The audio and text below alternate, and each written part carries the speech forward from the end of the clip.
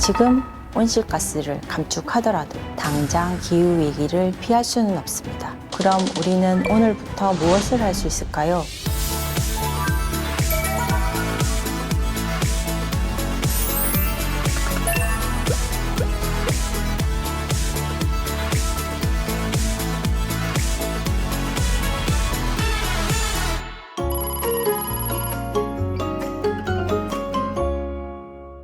안녕하세요. 저는 기후위기와 탄소중립이라는 주제로 강의를 하게 된 진영아라고 합니다. 기후변화로 전 지구가 뜨거워지고 있다.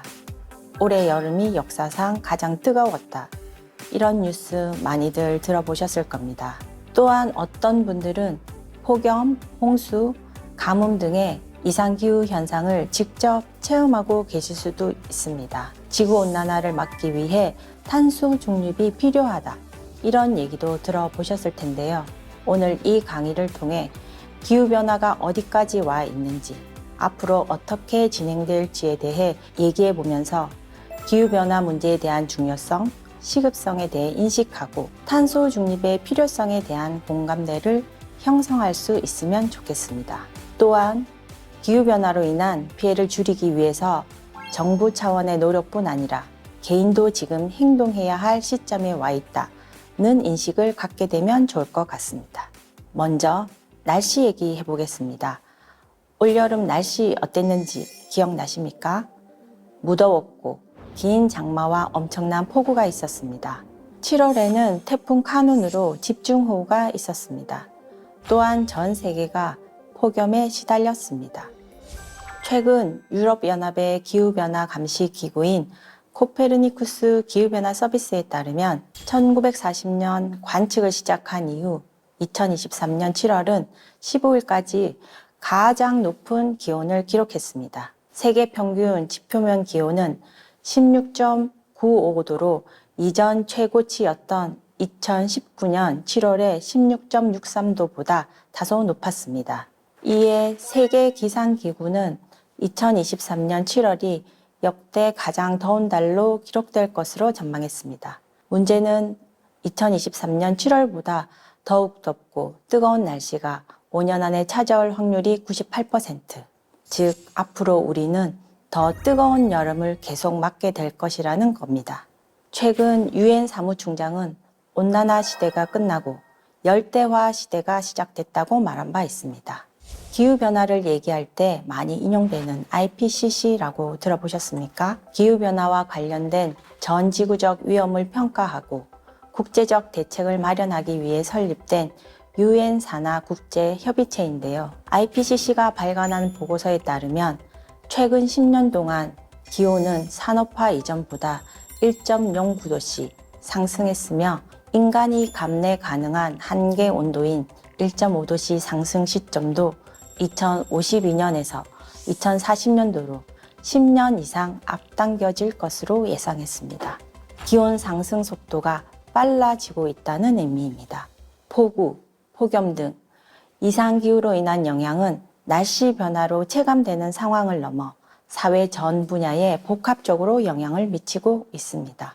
특정 지역에서 폭염, 폭우가 동시에 연쇄적으로 발생하기도 하고 이런 기후재난의 빈도와 강도가 증가해 2차, 3차 복합 피해와 그 규모 또한 함께 증가하고 있습니다. 피해 규모를 살펴보면 세계적으로 20년간 39억 명이 기후재해로 영향을 받아 51만 명이 넘는 사망자가 발생했고 현재 1억 명이 낮은 소득 수준으로 인해 인도주의적 지원이 필요한 상황입니다. 지난 20년간 재해 건수는 앞선 20년보다 약 2배 증가했고 경제적 피해도 1.8배 증가했습니다.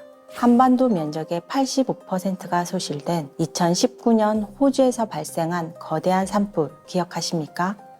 지구온난화로 인한 고온이 가뭄과 건조한 상태를 만들었고 결국 산불로 이어졌다. 즉 지구온난화가 산불의 원인이었다는 것이 서울대 연구진에 의해 밝혀진 바 있습니다. 이런 지구온난화와 기후변동성이 증가한 원인은 무엇일까요? 인간이 활동하면서 배출한 온실가스가 주요 원인으로 지목되고 있습니다. 지구는 태양으로부터 흡수한 복사 에너지를 다시 방출하는데요. 흡수와 방출된 에너지 사이에 적절한 균형을 이루어 일정한 온도를 유지해 왔습니다.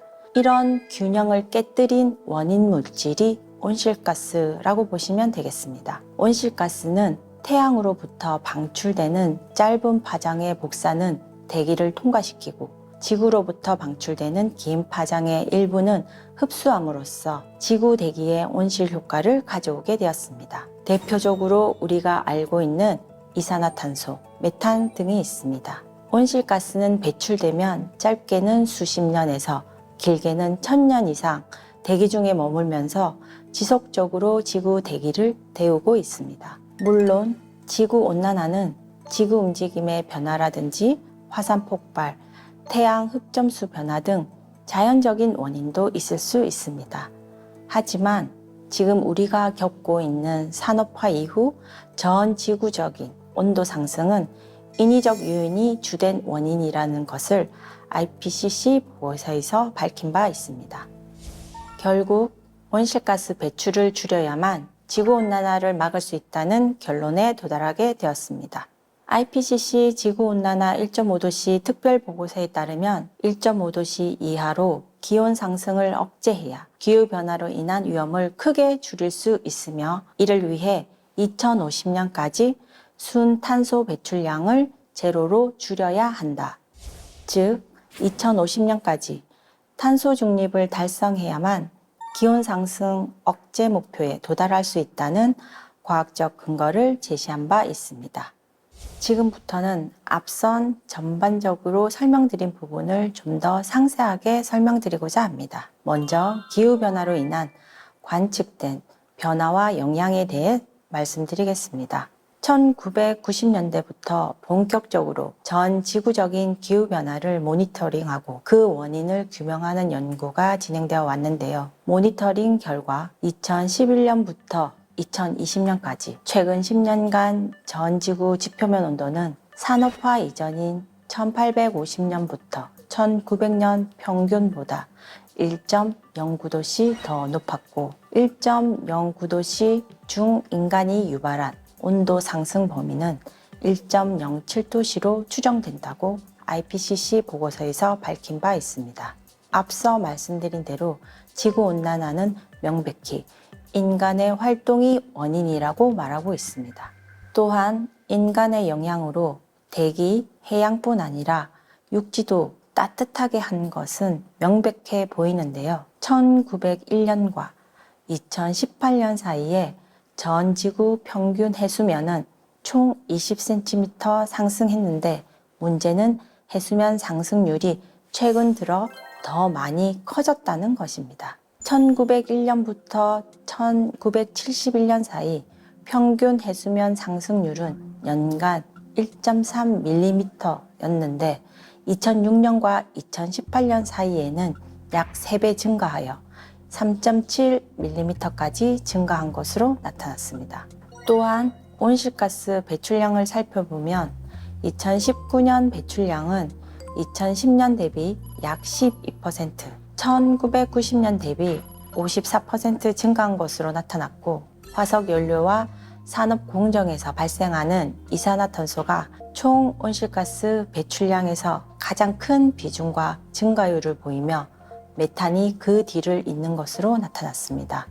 2010년부터 2019년의 연평균 온실가스 배출량은 기록상 이전의 어떠한 10년보다도 높았으며 그 증가율은 연간 1.3%로 2000년부터 2009년 연간 2.1%보다 낮게 나타났습니다. 폭염과 가뭄의 빈도도 복합적인 극한 현상도 모두 증가한 것으로 나타났습니다. 특히 우리나라를 포함한 동아시아 지역은 극한 고온, 폭우, 가뭄 모든 부분에서 기후변화로 악화된 것으로 나타났습니다. 수백만 명의 사람들이 극심한 식량 불안에 노출되어 있고 물 안보가 악화되어 있으며 아프리카, 아시아, 중남미, 최빈국, 군소도서국, 북극의 많은 지역에서 소득이 낮은 경우 특히 큰 영향을 받는 것으로 관찰되었습니다. 특히 홍수, 가뭄, 폭풍으로 인한 사망률은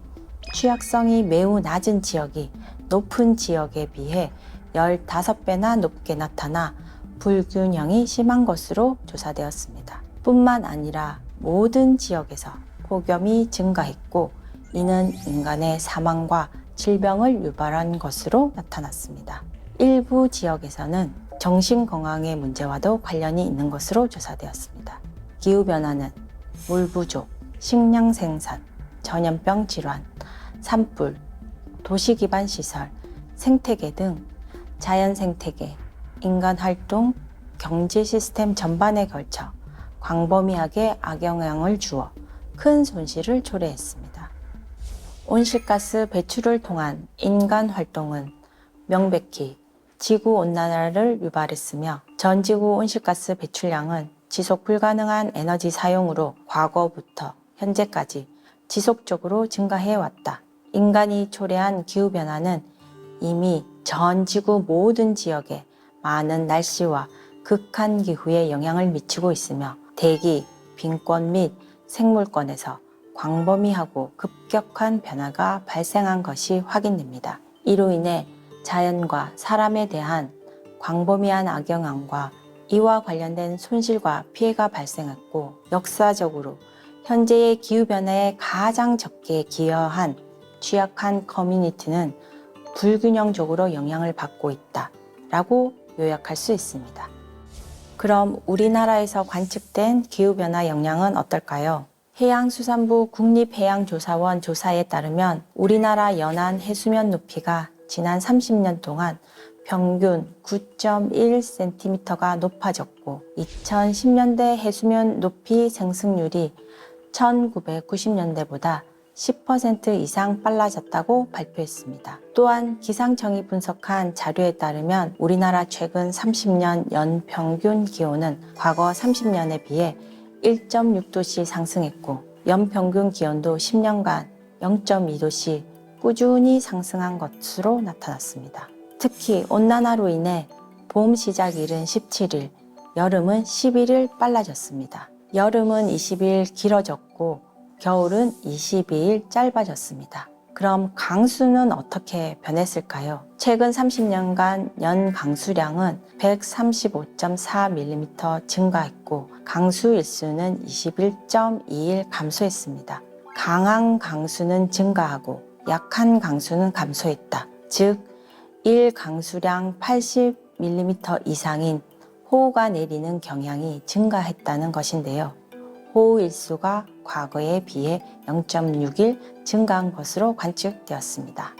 다음은 기온을 살펴보겠습니다. 온난화로 인해 일최저 기온이 25도씨 이상인 열대야 일수는 과거 30년에 비해 8.4일 증가했고 일최고 기온이 33도씨 이상인 폭염 일수도 1일 증가한 것으로 관측되었습니다. 반대로 일최저 기온이 영하 12도씨인 한파 일수는 4.9일, 결빙 일수는 7.7일 감소한 것으로 나타났습니다. 우리는 과거에 비해 봄, 여름은 길어졌고 가을, 겨울은 짧아졌고 열대야는 길어지고 집중호우가 더 많이 내린 한반도에 살고 있다 라고 말씀드릴 수 있겠습니다. 앞으로 어떤 한반도에 살게 될까요?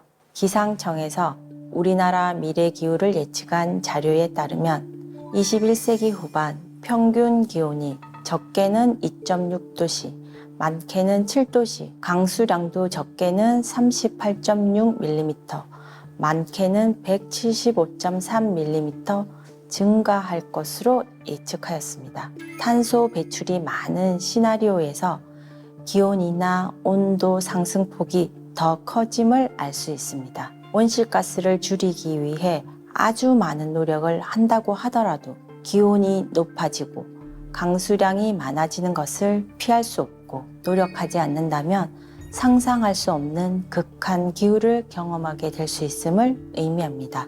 지구온난화가 심화될수록 에너지, 식량, 수자원 부문의 위험은 시공간적으로 중첩되어 나타날 수 있으며 더 많은 인구와 지역에 영향을 미칠 수 있는 새로운 위험에 직면할 수 있습니다. 생물 다양성도 위기입니다. 산업혁명 이래로 인간 활동에 의해 산림, 초지, 습지 및 기타 중요한 생태계가 심각하게 파괴되고 황폐화되면서 인류의 삶의 질이 위협받고 있습니다. 육지의 75%가 이미 심각한 변화를 겪었고 해양도, 습지 지역의 생태계 서식지도 변화했습니다. 2019년에 발간된 UN 생물다양성 과학기구 보고서는 지구상 800만 종의 동식물 가운데 100만 종이 멸종위기에 처해 있으며 양서류의 40%, 침엽수의 34%, 포유류의 25%가 멸종위기로 나타나며 전 세계 바다의 산호초는 150년 전과 비교해 분포 면적이 절반 수준으로 줄었음을 보고한 바 있습니다. 기후변화 영향은 광범위하고 불평등하게 자연 생태계, 사회 경제 전반에 피해를 유발했고 온난화를 막으려는 노력을 게을리한다면 향후 기후변화로 인해 일부 변화는 피할 수 없거나 또는 돌이킬 수 없다는 경고를 IPCC는 하고 있습니다. 이는 역으로 심층적이고 신속하며 지속적인 전지구 온실가스 배출 감축으로 인해 온도 상승을 제한할 수도 있다는 의미이기도 합니다. 그렇다면 우리는 지구온난화를 늦추거나 더 나아가 막기 위해 무엇을 해야 할까라는 질문을 자연스럽게 하게 되는데요. 이를 위해 나온 것이 탄소 중립입니다. 탄소 중립은 대기 중 이산화탄소 농도가 인간 활동에 의해 더 이상 증가되지 않도록 순 배출량이 제로가 되도록 하는 것으로 넷제로라고도 부릅니다. 특정 기간 동안 인간 활동에 의한 이산화탄소 배출량이 전 지구적 이산화탄소 흡수량과 균형을 이룰 때 탄소 중립을 달성할 수 있는데요. 탄소 중립을 달성하기 위해서는 화석 연료, 연소 등과 같은 인위적 배출을 가능한 한 제로에 가깝게 최대한 줄여야 하며 나머지 탄소는 숲 복원 등 흡수원을 확대해 흡수량을 증가시키거나 탄소 제거 기술을 활용해 제거해야만 넷제로 달성이 가능하다고 할 수 있습니다. IPCC는 2018년 지구온난화 1.5도시 특별 보고서를 통해 2도시 상승 억제와 비교해 1.5도시 이하로 상승을 억제했을 때 기후변화로 인한 위험을 크게 줄일 수 있다는 근거를 제시했고 전 지구적으로 지구 평균 온도 상승을 1.5도씨 이내로 억제하기 위해서는 2030년까지 2010년 대비 최소 45%, 2050년까지 탄소 순 배출량이 제로가 되어야 되는 탄소 중립을 달성하여야 한다고 제시한 바 있습니다. 2100년까지 지구 평균 온도 상승폭을 산업화 이전 대비 1.5도씨 상승하는 상황을 상정하고 이를 위해 2100년까지 어떠한 추세로 배출되어야 하는지가 결정되는 과정에서 이산화탄소 순 배출량이 제로가 되어야 하는 시기, 즉 탄소 중립에 도달해야 하는 시기가 2050년으로 결정되었습니다. 이 과정에서 2015년 제21차 기후변화협약 당사국 총회는 신기후체제 합의문인 파리 협정을 채택하였는데요. 기존 체제와 달리 참여 국가 스스로 감축 목표량을 설정하고 각 당사국이 자국의 상황과 역량을 감안하여 자체적으로 감축과 적응에 대한 목표, 절차, 방법론 등을 포함하는 온실가스 감축 목표인 국가자발적 기여 방안인 INDC를 정하도록 하였습니다. 국가자발적 기여 방안을 토대로 2030년까지 탄소 배출 시나리오를 구성하여 2100년까지 2도씨 지구온난화, 1.5도씨 지구온난화를 달성하기 위한 배출 경로와 비교한 결과 파리협정 목표인 1.5도씨 지구온난화 달성을 위해서는 2030년까지 이산화탄소 19에서 23기가톤을 추가적으로 감축해야 하는 것으로 나타났습니다. 온실가스 감축을 위한 노력이 좀 더 필요한 상황이라고 말씀드릴 수 있겠습니다. 국제사회의 노력과 향후 계획에 대해서 말씀드리겠습니다. 2016년부터 세계 각국은 자발적으로 온실가스 감축 목표를 제출하였고, 기후 위기에 대응하기 위해 2019년 9월 뉴욕에서 기후행동 정상회의가 개최되었습니다. 2019년 12월 제25차 기후변화 당사국 총회에서는 핵심 의제로 행동해야 할 시간을 설정한 것처럼 국제사회는 기후변화 문제를 해결하기 위해 모든 역량을 집중하고 있습니다. 2021년 7월 기준으로 유럽연합, 미국, 일본 등 주요국을 포함한 137개국이 탄소 중립을 선언하였습니다.